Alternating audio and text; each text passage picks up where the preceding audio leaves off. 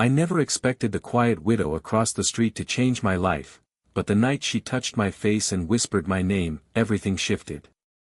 I'd lived across from her for nearly a year before I really noticed how often my eyes wandered to her side of the street. She wasn't loud, she wasn't the type to draw attention, and yet, there was something about her presence that carried a quiet weight. She was a widow, everyone in the neighborhood knew, though no one spoke of it directly. I'd heard murmurs of sympathy when I first moved in, whispers about how gracefully she carried herself despite the loss. But to me, she wasn't just the widow. She was the woman I'd catch sight of through my window late in the evening, moving softly around her home like she was trying not to disturb the silence that had settled there. In the mornings, I'd sometimes see her outside tending to the roses in her garden. She had this deliberate way of working with her hands, as though every touch was a gesture of care. The sun would glance off her hair, dark with a few elegant streaks of silver, and I'd feel something in my chest tighten. She never looked rushed, never hurried, as though the world had slowed down for her. And yet, behind her gentle movements, I sensed a kind of solitude, the kind that seeps into the air and lingers. There were evenings when I'd sit by my own window, just watching the glow of her lamps flicker across the curtains. Sometimes her shadow would pass by, slender, graceful, always a little hunched, as though carrying the weight of memories. I'd wonder what she was doing at that moment. Reading? Pouring a glass of wine she never quite finished. Sitting with the silence. Whenever our paths did cross, at the mailbox, or passing each other on the street, she'd greet me with a polite smile. Warm, but cautious. Her voice had this low, steady tone that carried easily even when she spoke softly. It reminded me of the sound of pages turning in an old book, familiar, grounding, but tinged with something fragile. I'd always leave those brief encounters with more questions than answers. What struck me most was her eyes. They weren't just brown, they were deep, rich with a kind of history I couldn't touch. Sometimes, when she looked at me, I felt as though she was seeing more than I was ready to admit. Not in a judging way, but in a way that made me feel strangely vulnerable, as if my thoughts were laid bare before her. There was nothing obvious about the way I felt drawn to her. No sudden rush, no lightning bolt of attraction. It was subtler than that, like the slow warmth of sunlight spreading across your skin after a long winter. I couldn't explain why, but each day I found myself noticing more, the way she brushed soil from her hands onto her skirt, the faint smile she'd give when the neighborhood kids waved at her, the way she always paused before closing her door, as if waiting for something, or someone. I didn't know it then, but those small observations were the beginning. The slow pull of something inevitable. And though she was just the quiet figure across the street, she was about to become so much more. It happened on an afternoon that felt almost ordinary, one of those days where the air was heavy with the scent of rain, though the clouds held back. I was heading home when I saw her struggling at the end of her driveway. She had 2 grocery bags, the kind that seemed to grow heavier with each step. One strap had already given way, and I could see the worry crease her brow as a carton of eggs threatened to slip out. Before I had time to think, I crossed the street. "Here, let me help you with that," I said, my voice carrying more eagerness than I intended.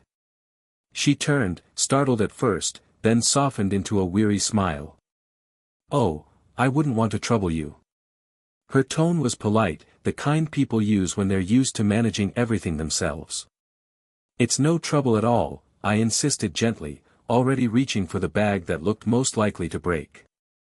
My fingers brushed against hers as I took the weight, and for just a moment, the world seemed to pause.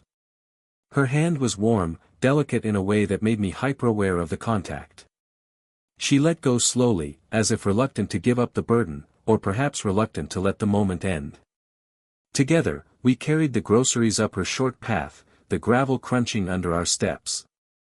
She walked close beside me, close enough that I could catch the faint scent of lavender, something soft and familiar, like linens dried in the sun. Inside her porch, she exhaled with relief as I set the bags down on the wooden bench near her door. "Thank you," she said, her voice quieter now, more personal. "I should have managed, but sometimes the simplest things feel heavier than they should." Her words hung in the air, layered with a meaning I couldn't quite ignore. I looked at her then, really looked. The lines at the corners of her eyes weren't just from age, they were from years of both laughter and grief. There was a strength in her posture, but also a weariness that came from carrying too much alone. You don't have to do everything yourself, I found myself saying, the words slipping out before I could pull them back. For a heartbeat, she studied me. Her lips parted slightly, as if she might reply, but instead she just smiled, a small, knowing smile that lingered in her eyes more than on her mouth. "You're kind," she murmured. I felt heat rise in my chest, an inexplicable pull. I wanted to say more, to bridge the quiet space between us, but instead I just nodded, my throat too tight. She reached out then, her hand resting lightly on my forearm. It was a simple gesture, brief and almost formal, yet it sent a warmth through me that I couldn't ignore. "Truly, thank you," she said again, her voice steadier this time. As I walked back across the street, I could still feel the ghost of her touch lingering on my skin, as if it had left an imprint deeper than the moment itself. Something had shifted. What began as a chance encounter was no longer just coincidence, it was the quiet start of something neither of us yet dared to name. It was a week after I'd helped her with her groceries when it happened. I was outside trimming the hedge along my front walk when I heard her call my name softly across the street. There was a hesitation in her voice, as though she wasn't entirely certain she should be calling out at all. I looked up to see her standing by her gate, a basket of apples in her hands. "I've picked too many," she said with a small smile. "Would you like to take some?" I crossed over, and as I reached her, she extended the basket. Her fingers lingered on the rim even after I took hold, the smallest pause that made me wonder if she wanted me to stay longer than just to accept the gift. "Thank you," I said. "They look perfect." Her smile deepened, a little uncertain but warm. She hesitated again, then asked quietly, "Do you have a moment?" I was about to make some tea. It would be nice not to drink it alone. Something in the way she phrased it, gentle, careful, but edged with loneliness, made my chest tighten. I nodded. "I'd like that." Inside, her home felt exactly as I'd imagined it, warm, quiet, filled with the faint scent of wood polish and dried lavender. The ticking of a clock filled the silence between us as she set the kettle on. The living room was lit by soft lamps instead of the harsh overhead light, and framed photographs lined the shelves, moments from a life I knew little about. I caught glimpses of her younger self in them, standing beside a man who must have been her husband.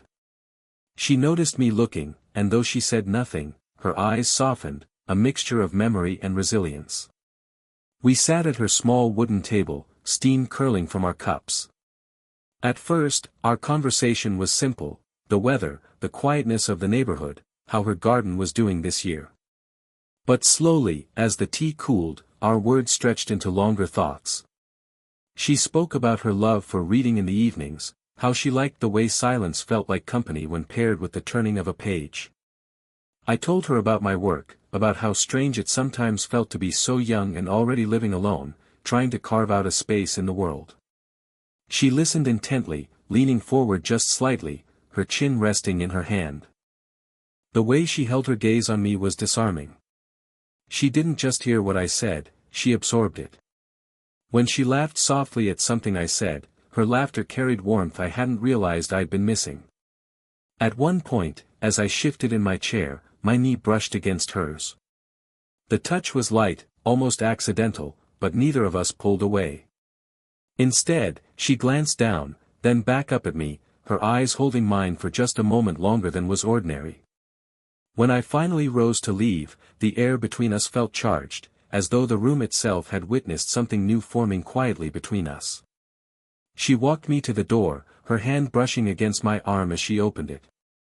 "Thank you for staying," she said softly. As I stepped out into the evening, the fading light painting the sky in hues of gold and violet, I knew this wasn't just a polite afternoon over tea. It was the beginning of something that neither of us had planned, but both of us were beginning to feel. The days grew shorter, and with them came the kind of evenings that seemed to press the world into quiet reflection. One such evening, I found myself again at her table, the two of us lingering over the last of the tea. Outside, the sun had slipped below the horizon, leaving only the faint orange glow that seeped through the curtains. Inside, a single lamp filled the room with golden light, soft enough to make everything feel gentler, as though the world outside could not intrude. She had been quieter than usual that night. Her eyes drifted often to the window, where shadows moved against the glass. I waited, sensing there was something unspoken between us, and finally she set her cup down, her hands lingering around its warmth before letting go. "Do you ever feel," she began, her voice careful, "that silence can be heavier than sound?" Her words hung in the air, and I felt the weight of them settle in my chest. I nodded slowly. "I do. Sometimes silence says more than words ever could." She exhaled, almost a laugh but too fragile to carry amusement. "Since my husband passed, the silence in this house has been overwhelming. I fill it with little things, music, reading, gardening, but at the end of the day, it's still here. Still pressing against me." Her eyes glistened under the lamplight, and though she blinked quickly, the vulnerability was already revealed. For a moment, she seemed smaller, not in stature but in the way she folded into herself, as if protecting her heart. I leaned forward, my hand hesitating before I finally reached across the table. My fingers brushed hers, light at first, until I felt her hand turn just enough to meet mine. Her skin was cool, the faint tremor of her fingers betraying the emotion she tried to contain. "You don't have to carry it alone," I said softly. "Even if I can't understand it all, I can listen. I want to." She looked at me then, really looked, and in her gaze I saw the years she had lived, the grief she had endured, and the quiet strength that had carried her through it. But I also saw the flicker of something else, hope, tentative and delicate, like the first green shoots after a long winter. Her lips parted, but no words came. Instead, she squeezed my hand lightly, and the silence that followed was no longer heavy. It was filled with understanding. "I wasn't sure if I could let someone close again," she whispered at last, her voice almost breaking. "But when you're here, the silence feels different. Not so empty." The warmth in my chest spread, steady and strong. I wanted to tell her how much I felt the same, how her presence had become an anchor in my days, but instead, I simply held her hand a little tighter, letting that gesture speak for me. We sat like that for a long while, the clock ticking softly in the background, the world outside fading into darkness. And in that quiet, I realized something had shifted irrevocably. What began as chance meetings had deepened into something tender, fragile, and profoundly real. The evening after her quiet confession, I stayed longer than I intended. The lamplight had softened into a dim glow, and shadows stretched across the floorboards. When I finally rose from the chair, she stood too, as though reluctant to let the night end. "Let me walk you out," she said, reaching for a shawl draped over the back of the sofa. She pulled it around her shoulders with a practiced grace, though I noticed her fingers tremble slightly as she fastened the clasp. We stepped outside into the cool night air. The street was still, hushed, as though the world had gone to sleep and left only us awake. Above us, stars scattered across the sky, faint but steady, their light stretching over both our houses, over the quiet road between them. Our footsteps fell in rhythm on the pavement, soft against the hush of the evening. At first, we spoke about nothing, the brightness of the stars, the crispness of the air. But beneath those simple words, I could feel the pull of something stronger, a silence between us that wasn't empty but brimming with unspoken meaning. As we walked, her arm brushed mine, just lightly. Once, then again. The contact was subtle, almost accidental, yet neither of us moved away. It was such a small thing, and yet it set my heart pounding harder than any bold declaration could. At the gate to my house, we paused. She rested her hand on the wooden post, her fingers tracing the grain absently. Her eyes lifted to mine, and for a moment, the night seemed to hold its breath. "It feels different, walking with someone," she said quietly. Her voice was gentle, but in it lay years of solitude, the weight of nights spent alone. I swallowed, my throat tight. "I'm glad it's me," I managed, my voice barely more than a whisper. Her lips curved into the faintest smile, and then her gaze lingered, longer than was ordinary, deeper than polite. The air between us hummed, charged with everything we wanted to say but hadn't found the courage for. The cool night brushed against my skin, but where her presence touched me, her arms still close, her breath carrying faintly on the breeze, I felt nothing but warmth. I don't know how long we stood there. Time seemed to bend, stretching the moment until it felt eternal. Then, as though the decision cost her something, she stepped a little closer. Not much, just enough for the space between us to narrow, enough for me to feel the edge of her shawl brush my sleeve. Her voice, when it came, was soft. "Thank you for tonight." I wanted to tell her that it was me who should be grateful, that her honesty had touched me more deeply than she could know, but the words tangled on my tongue. Instead, I simply nodded, letting my silence carry the weight of what I couldn't yet speak aloud. As I turned toward my door, I glanced back once more. She was still standing at the gate, her shawl pulled tight around her shoulders, her face lit faintly by the starlight. And in her eyes, I thought I saw the same truth I felt in my own chest, that this was no longer something ordinary. This was becoming something we both needed, though neither of us had fully named it yet. The following evening, I found myself at her door again. I hadn't planned to visit, not really, but something about the way she'd lingered at the gate the night before stayed with me. When she opened the door, her expression shifted from surprise to something softer, as though she'd been waiting without admitting it to herself. "Come in," she said gently. Her voice carried the warmth of welcome, but also a quiet tremor, like the edge of a secret. Inside, the house was quiet, lit only by the amber glow of a lamp in the corner. We sat together, conversation flowing in easy starts and stops, both of us content in the company of silence when words seemed too heavy. The minutes slipped by unnoticed, until the hour grew late and I rose reluctantly, not wanting to break the fragile spell of her presence. She followed me to the door, her shawl slipping around her shoulders again, though she didn't fasten it this time. The night air drifted in, cool against our faces. I stepped out onto the porch, turning back to say goodnight, when she hesitated. Her hand lifted, slowly, as though guided by something deeper than choice. She reached up, her palm hovering for a breathless moment before it found my cheek. The touch was feather-light, her thumb brushing once across my skin, leaving warmth in its wake. The world fell away in that instant. The creak of the floorboards, the distant hum of the street, all of it vanished, leaving only the weight of her hand on my face and the closeness of her eyes searching mine. "You don't know what this means to me," she whispered, her voice breaking slightly.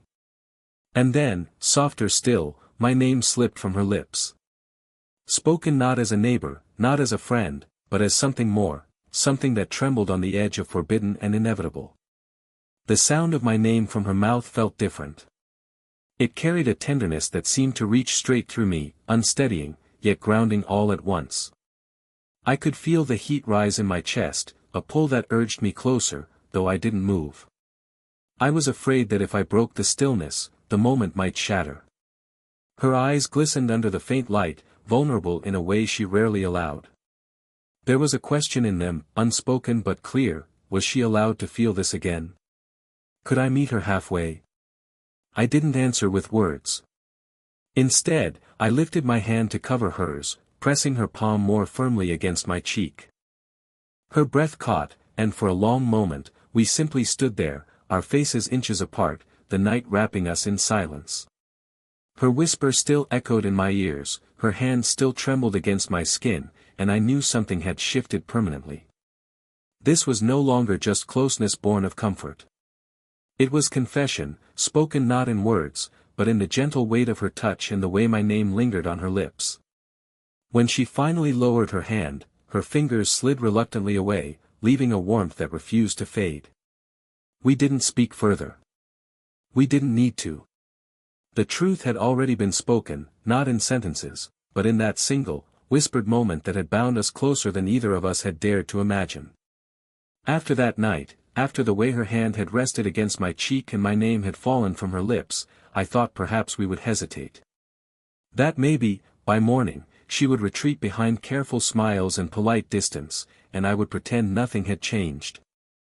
But when I saw her the next evening, standing at her gate, I knew neither of us could return to the quiet distance we'd lived in before.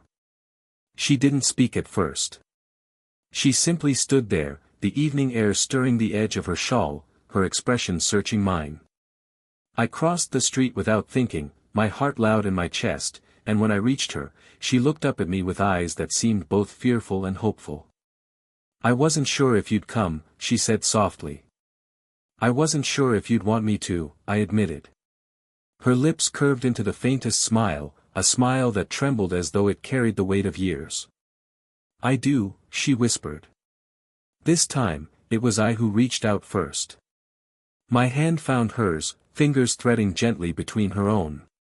Her skin was warm, her grip tentative at first, then firming as though she needed to feel the reality of it. We didn't go inside. Instead, we walked slowly down the street, side by side, saying little.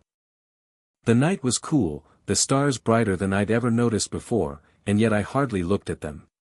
All my focus was on the small, grounding pressure of her hand in mine, the way her shoulder brushed against me from time to time, and the quiet peace of simply being near her. At the corner, we paused. She turned toward me, her face tilted slightly upward, her expression unreadable for a moment. Then, with a soft sigh, she stepped closer. Her arms slipped around my waist, hesitating only briefly before holding me fully. The embrace was gentle, but it carried the weight of all she hadn't said. Her cheek rested against my chest, and through the thin layers of fabric, I could feel the steady rhythm of her heartbeat. I closed my arms around her, carefully at first, then with more certainty, drawing her against me. The world around us blurred, the quiet hum of the night, the rustle of leaves, until all that remained was the warmth of her body leaning into mine. We stayed like that for a long time, neither rushing to pull away. There was no urgency, no demand for more. Just the quiet, certain knowledge that in that moment, we had both stepped into something new. When she finally lifted her head, her eyes shimmered in the faint starlight. "I don't know where this leads," she admitted, her voice unsteady. I brushed a strand of hair back from her face, my fingers grazing her temple gently. "Neither do I," I said. "But I know I want to find out. With you." Her breath caught, and then her smile deepened, not wide, not careless, but steady. A smile that told me she believed, for the first time in a long while, that she didn't have to face tomorrow alone. And so, under the quiet watch of the stars, we began, not with promises we weren't ready to make, but with the simple truth of two hearts that had found each other across a street, across silence, and across the years. Sparkles, if this story touched you, let me know in the comments below. I'd love to hear your thoughts. And if you'd like more slow burn romances like this one, don't forget to subscribe and join me for the next story.